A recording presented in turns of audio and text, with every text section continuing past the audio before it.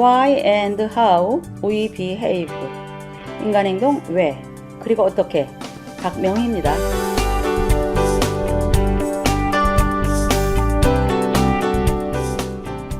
오늘도 선영 씨의 예를 보며 인간 행동의 원인과 방법을 찾아가 보죠. 앞에 네 번째 걸음인 헤아리기에서 기억의 방에 대해서 말씀드렸었는데, 마음의 집에 있는 네 가지 방이죠. 이 방들은 문패가 달려 있어서 찾기가 그리 어렵지 않았습니다. 하지만 이름이 없는 방 하나가 깊은 곳에 더 숨겨져 있습니다. 비밀의 방이라 다른 사람이 절대로 들여다볼 수 없을 뿐 아니라 자신도 들여다보기를 정말 꺼리는 방이죠. 그러다가 찾아가는 길을 잃어버립니다. 잊어버리는 것이죠.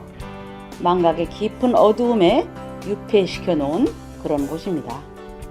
심리학자 슈바르츠는 개인의 내면도 마치 가족처럼 다양한 자아가 상호 연결되어 있다고 했습니다. 그 중에 하나의 자아가 유배자입니다. 자신의 일부분이지만 너무 쳐다보기 싫어서 귀양을 보내버린 자아이죠. 이 유배자가 의식에 의해서 발견될 것 같으면 갑자기 소방수가 출동해서 가로막습니다. 그래서 급격하게 과격해진다든지 또 평소에 하지 않던 행동을 해서 시선을 다른 쪽으로 돌리게 합니다. 이들은 자기를 보호하기 위한 비상 출동팀인데, 이처럼 유배된 자신의 일부분이 이름 없는 방에 있는 것이죠. 저는 이 이름 없는 방에 이름을 붙이려고 하는데, 그 방은 수치입니다. 부끄러움 중에서도 가장 깊은 부끄러움이죠. 존재의 무력감이 뭉쳐진 곳인데 발가벗겨진 것 같은 기억들이 엉켜있는 방입니다. 이 방에 들어서면 죄인으로서 하나님 앞에 서는 것 같은 느낌이 들지도 모르겠습니다. 준엄하신 심판대 앞에 하나님 말이죠. 이 방을 연다는 것은 자기로서는 죽는 것 같은 경험일 수 있습니다. 이 방은 유배되어 잊혀진 것 같지만 일상생활에 큰 영향을 주죠. 무언가 딱히 꼬집어 말할 수는 없지만 무척 기분이 나쁘거나 이성을 잃을 정도로 분개하게 합니다. 말할 수 없을 정도로 공허하고 우울에 빠뜨리거나 반대로 뻔뻔스러울 만큼 오만해지기도 합니다. 이런 증상은 수치심에 대한 방어입니다. 수치심은 거부되는 것과 연결되어 있죠. 존중받지 못한 것인데 이는 원죄와 연결되어 있는 가장 깊은 정서죠. 여호와 하나님이 아담을 부르시며 그에게 이르시되 내가 어디 있느냐? 이르되 내가 동산에서 하나님의 소리를 듣고 내가 벗었으므로 두려워하여 숨었나이다. 하나님께 거절당한 아담의 경험입니다. 하나님은 그를 찾으시는데 죄가 그 속에 들어가자 자신이 하나님 앞에서 벗었다는 것을 발견하지요. 수치심인데 그 뒤에 두려움이 엄습하고 숨게 되지요. 수치심은 가장 깊이 자리 잡은 죄인의 감정입니다. 따라서 이 방은 정말 찾아내기가 쉽지 않습니다. 이 방을 찾아내는 것은 전적으로 은혜죠. 성령이 비춰주시는 은혜의 등불이 없다면 할 수 없는 것인데, 이 방을 향하는 복도의 이름은 용기입니다. 용기를 내야 직면해야 하기 때문인데, 이 방을 여는 열쇠의 이름은 정직입니다. 12걸음은 이러한 내 안의 어둠을 빛 가운데로 드러내는 과정이죠. 선영씨는 12걸음의 과정을 통해서 불쑥 던져진 주의 말씀을 받았다고 했습니다. 하나님을 경험하면서 가슴에 공의라는 두 글자가 박혔다고 했고 너무 뜻밖이라고 했습니다. 이 단어가 마음에 툭 떨어지는 것을 경험했습니다. 그날은 부부싸움을 무척 심하게 하고 나온 날이었습니다. 공의가 무엇일까를 곰곰이 생각했더니 공의는 예수 그리스도시라는 결론이 쉽게 나더랍니다. 그리고 자연스럽게 따라온 생각이 가슴에 예수 그리스도를 심어야 내가 살 수 있나 봐 하는 것이었답니다. 이 이야기를 하면서 신랑이 이 얘기를 들으면 미쳤다고 할 거라고 미소를 지었습니다. 그리고 다음과 같은 성경 말씀을 찾았답니다. 내 의를 빛같이 나타내시며 내 공의를 정오의 빛같이 하시리로다. 이는 놀라운 일이었습니다. 선영씨 안에는 아직 숨겨지고 유폐된 자아가 있습니다. 저는 상담자로서 그것을 봅니다. 다 드러내지 못했지만 이제 시작이죠. 그리스도가 빛으로 가슴 안에 심겨져 감춰진 수치의 방이 드러날 때 그분의 삶은 놀랍게 바뀔 것이라고 확신합니다. 사람은 누구나 건강하기를 원하지만 누구나 크고 작건 병치레를 합니다. 병은 기관상 장애, 올가닉 디스오더와 기능상 장애, 펑셔널 디스오더로 나뉩니다. 기관상 장애는 교통사고와 같은 외상으로 인해 신체가 부자연스러운 것입니다. 하지만 기능상 장애는 심리적인 내상으로 인해 발병하는 것이죠. 그렇다면 병원을 찾는 이들 중 이러한 사람들의 비율은 얼마나 될까요? 통계 자료에 의하면 병원에 치료를 받으러 오는 환자들의 70% 이상이 정서적인 원인으로 인한 병을 가지고 있다고 합니다. 공포심, 불안감, 원망과 분노, 염려 등은 화병의 원인이 됩니다.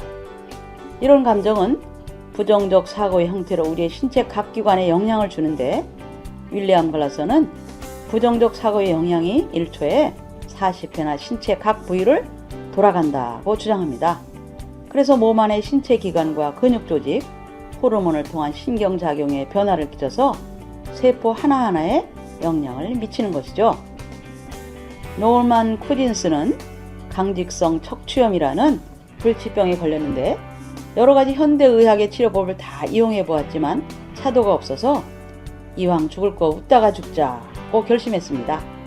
그래서 코미디 영화와 연극, 웃기는 이야기를 수집했습니다. 살을 애는 듯한 극심한 고통을 잊을 만큼 배꼽을 잡고 웃었습니다. 그러자 놀라운 일이 벌어졌는데 병이 물러간 것입니다. 웃음 치료의 탄생이었죠. 현대의학에 아무리 약이 좋고 의술이 발달됐다고 하더라도 환자가 낫고자 하는 동기와 의욕이 없으면 치료가 불가능합니다. 예수님께서 내가 낫고자 하느냐고 물어보신 이유가 바로 이것이죠. 낙관적인 생각과 웃음도 이처럼 긍정적인 영향을 나타낸다는데 이보다 100만 배쯤 더 큰 효과가 성경에 기록되어 있죠. 그러므로 너희 죄를 서로 고백하며 병이 낫기를 위하여 서로 기도하라. 의인의 간구는 역사하는 힘이 큼이니라. 야고보 사도의 강력한 권면이죠. 공동체 안에 병이 든 사람이 있을 때 지침을 말해주고 있습니다. 병이라는 것에 대해 좀 더 깊이 생각해 보아야 할 것인데 병은 건강을 잃은 상태이지요. 즉 신체의 균형이 깨진 것입니다. 병은 병균이 원인인 것 같지만 그렇지 않습니다. 사실은 우리 몸의 면역 체계가 어그러진 것이 더 큰 원인이죠. 하루에도 무수히 많은 병균이 우리의 몸을 침입하지만 건강한 사람들은 그때마다 이를 이겨낼 수 있습니다. 이것에 있어서 가장 중요한 신체 부위는 뼈인데 뼈마디에 있는 골수에서 매초 500만 개의 적혈구가 분출된다고 합니다. 적혈구가 온몸에 60조 개나 되는 세포에 산소를 공급하고 노폐물을 가져가죠.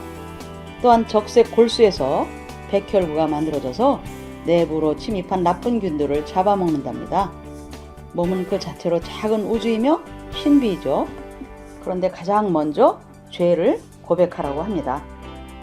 죄는 추상적인 것이 아니며 죄는 그 자체로 뼈를 상하게 합니다. 나의 죄로 말미암아 내 뼈에 평안함이 없나이다. 죄를 토설하지 않으면 뼈가 약해지는 것이죠. 내가 입을 열지 아니할 때 종일 신음함으로 내 뼈가 쇠하였도다. 결국 죄로 인한 근심은 뼈를 마르게 하는 것이죠. 심령의 근심은 뼈를 마르게 하느니라.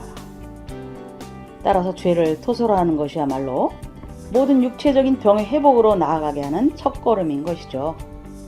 죄를 토설하고 이를 인정한 사람, 즉 의인의 기도에 능력이 있는 이유가 바로 이것입니다. 자신의 깊은 죄, 그로 인해 자신도 모르게 감춰둔 수치의 방을 발견하고 이 이야기를 누군가에게 건넨다는 것은 무척 힘든 일입니다. 그러나 어려운 만큼 그 이야기가 수용되고 이해되는 경험은 어려워했던 이상으로 가슴 벅찬 일인 거죠. 이는 일회성으로 그치는 것이 아니라 성령님의 조명하심이 있을 때마다 행해야 하는 것이죠. 내 안이 깨끗해질 때까지 진행해야 하는 것입니다. 내 안의 어둠을 이야기로 건네고 수용받은 경험은 진정한 은혜의 체험인 것이죠. 선영 씨는 회복 과정 중 경험한 하나님을 다음과 같이 표현했습니다. 제 속의 감정을 하나님은 다 보시는 분이시니까 저는 우선 하나님께 뱉어요. 따지기도 하고요. 친구도 되고 쓰레기통도 되세요. 이것을 다 하면 정말 평안함이 와요. 약간 붕 뜨는 기분이 들어요. 모든 짐을 내려놓는 것 같고요. 마치 아기가 자궁 속에 있는 것 같다고나 할까요? 따스하면서도 평안한 우주라 표현하면 될 것 같아요. 그 우주 안에 포근하게 안겨있는 느낌, 참 자유를 느끼는 평안함이 있어요. 고백하기는 솔직하고 정직하게 진행해야 합니다. 속에서 발견된 죄로 인한 나의 성격적 결함을 하나님과 나 자신, 그리고 다른 사람에게 고백하는 것이죠. 이는 회복의 과정에 반드시 진행되어야 합니다. 또한 우리가 반드시 다시 찾아야 할 중요한 신앙 유산이기도 하죠. 네 번째 걸음 헤아리기와 다섯 번째 걸음 고백하기는 한 쌍을 이루는데 자신의 내면에서 헤아리던 것만큼 고백할 수 있습니다. 그 모습을 성령의 인도하심 따라 정직하게 살펴본 뒤 그 모습을 토설하는 것이죠. 이는 큰 해방감을 맛보게 합니다. 죄의 속성과 마음의 병은 깊은 연관성을 지니죠. 아무쪼록 이 단계를 담대히 지나가실 수 있기를 바랍니다. 한 걸음 한 걸음 주님의 인도하심을 확신하면서 말이죠. 네, 오늘까지 4번에 걸쳐 고백하기를 살펴보았는데요. 다음 시간은 6번째 걸음인 준비하기, 즉 나는 하나님께서 나의 성격적 결함을 제거해 주시도록 온전히 준비한다에 대해 함께 공부하겠습니다. 여러분, 다음 시간까지 안녕히 계세요.